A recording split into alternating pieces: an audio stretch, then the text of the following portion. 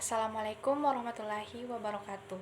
Perkenalkan, saya Andi Nurul Marifa dengan NIM 230607501030. Di video kali ini, saya akan membahas beberapa topik pada mata kuliah perilaku konsumen. Di antaranya yaitu konsumen dan perilaku konsumen, pentingnya mempelajari sikap konsumen, serta minat konsumen. Pertama, kita harus mengetahui terlebih dahulu siapa sih konsumen itu atau pengertian dari konsumen itu sendiri. Jadi, konsumen diambil dari kata bahasa Inggris dan Belanda yang berarti konsumen dan consumer. Artinya pembeli, pengguna, pemakai, pendengar, dan lain sebagainya. Nah, jenis konsumen itu sendiri dibagi menjadi 3. Yang pertama, konsumen individu, kedua, konsumen institusi, dan yang ketiga adalah konsumen organisasi atau kelompok. Nah, adapun pengertian dari perilaku konsumen menurut salah satu ahli yaitu Zimmerman ialah segala aktivitas atau tindakan yang berkaitan dengan upaya mencari kebutuhan, menggali informasi, membeli, mengkonsumsi, mengevaluasi sampai pada merekomendasikan produk tersebut kepada orang-orang yang ada di sekitarnya. Selanjutnya, kita akan membahas mengenai model perilaku konsumen yang salah satunya dikemukakan oleh Abraham Maslow yang kita kenal dengan teori kebutuhan Maslow.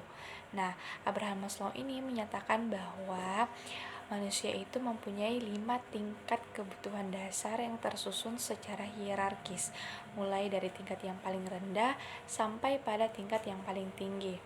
Kebutuhan yang berada pada tingkat yang paling rendah itu harus dipenuhi terlebih dahulu sebelum konsumen ini termotivasi untuk memenuhi kebutuhan di tingkat yang paling tinggi.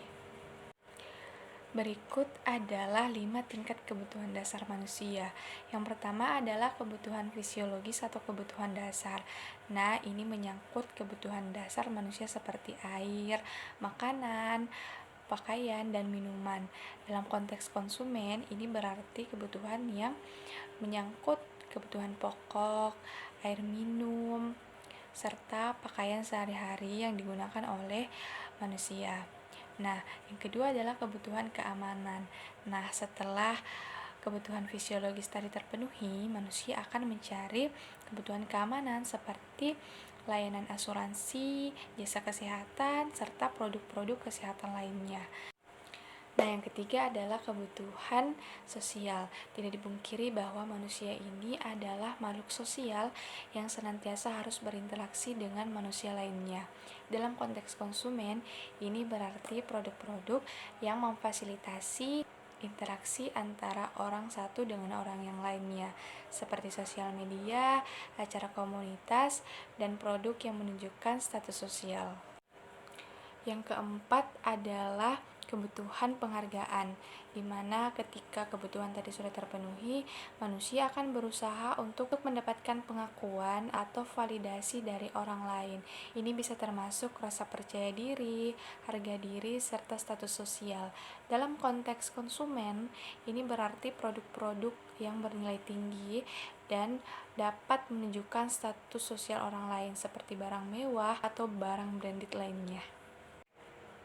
Nah, itu tadi merupakan 5 tingkat kebutuhan dasar manusia menurut Abraham Maslow. Di sisi lain, menurut Kotler dan Armstrong, faktor penting dalam perilaku konsumen ialah stimulus atau rangsangan. Kenapa stimulus atau rangsangan ini sangat penting dalam perilaku konsumen? Karena ini bisa menggerakkan konsumen untuk mengambil keputusan dalam melakukan pembelian. Selanjutnya ialah sikap konsumen.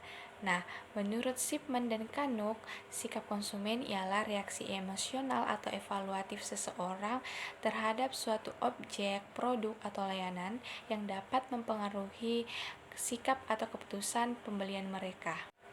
Sikap ini mencerminkan perasaan positif atau negatif yang dimiliki konsumen terhadap sesuatu. Adapun fungsi-fungsi utama dalam sikap konsumen terdiri dari 4. Yang pertama adalah fungsi utilitarian, di mana sikap konsumen membantu untuk mencapai tujuan fungsional dan praktis. Kedua adalah fungsi ekspresif, di mana sikap mencerminkan nilai dan identitas pribadi konsumen. Ketiga ada fungsi pertahanan ego, di mana sikap melindungi citra diri dan harga diri konsumen. Kemudian fungsi pengetahuan, di mana sikap memberikan kerangka acuan dan pengetahuan untuk mengerti lingkungan sekitar. Selanjutnya ada komponen dalam sikap konsumen. Komponen dalam sikap konsumen ini terbagi menjadi 3. Yang pertama ada komponen kognitif. Komponen kognitif ini menyangkut mengenai pengetahuan, keyakinan, persepsi konsumen terhadap suatu merek atau produk.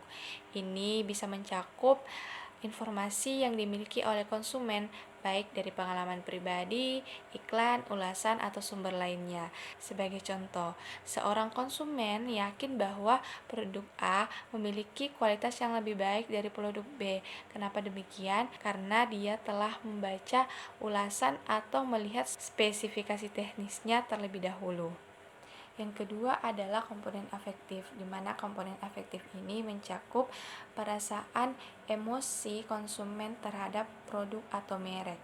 Ini dapat melibatkan reaksi emosional konsumen seperti suka, tidak suka, senang, atau sedih. Sebagai contoh, seorang konsumen merasa senang ketika telah mencoba suatu produk yang memberikan pengalaman positif, sedangkan seorang konsumen merasa sedih atau kecewa ketika memiliki atau mendapatkan barang yang tidak sesuai dengan ekspektasi mereka.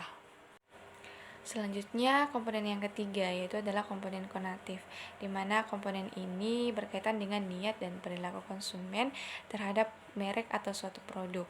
Ini mencakup kecenderungan konsumen dalam membeli, merekomendasikan, serta menghindari produk.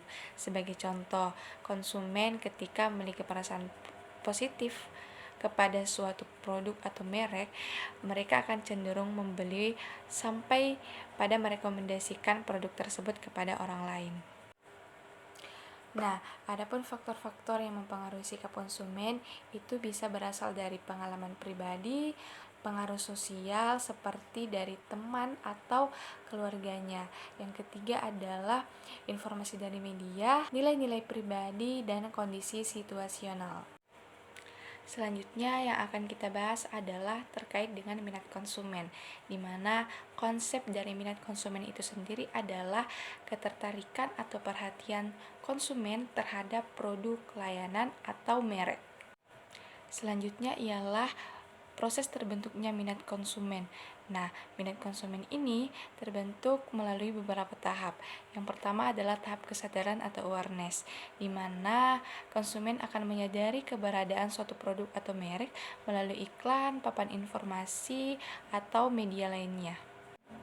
Nah, setelah menyadari keberadaan produk, selanjutnya adalah tahap ketertarikan atau interest. Nah, setelah tadi menyadari keberadaan produk, konsumen akan mengembangkan ketertarikan mereka dengan mulai menggali informasi mengenai produk tersebut, tentang nilai dan manfaat dalam produk tersebut. Selanjutnya adalah tahap evaluasi atau evaluation, di mana konsumen akan membandingkan produk yang tadi dengan alternatif lain berdasarkan harga, kualitas, dan kesesuaian dengan kebutuhannya. Nah, selanjutnya adalah tahap keinginan, di mana tahap ini ketertarikan yang tadi itu berubah menjadi tahap keinginan atau rasa ingin memiliki atau mendapatkan produk ini. Nah, tahap yang terakhir ialah tahap aksi, di mana konsumen akan memutuskan untuk membeli produk tersebut. Nah, adapun pertimbangan konsumen dalam membeli dapat kita lihat pada poin-poin atau faktor-faktor sebagai berikut. Yang pertama adalah kebutuhan dan keinginan, yang kedua adalah harga, yang ketiga adalah kualitas produk, kemudian merek dan reputasi, pengalaman dan persepsi, pengaruh sosial, hingga pada kenyamanan. Jadi, kesimpulan yang dapat kita tarik ialah penting bagi kita untuk memahami atau mempelajari perilaku konsumen dalam memahami kebutuhan pasar atau preferensi konsumen untuk mengembangkan bisnis kita. Selain itu, perilaku konsumen juga penting dipelajari atau dipahami oleh calon-calon konsumen agar lebih rasional lagi dalam melakukan pembelian. Sekian dari saya. Assalamualaikum warahmatullahi wabarakatuh.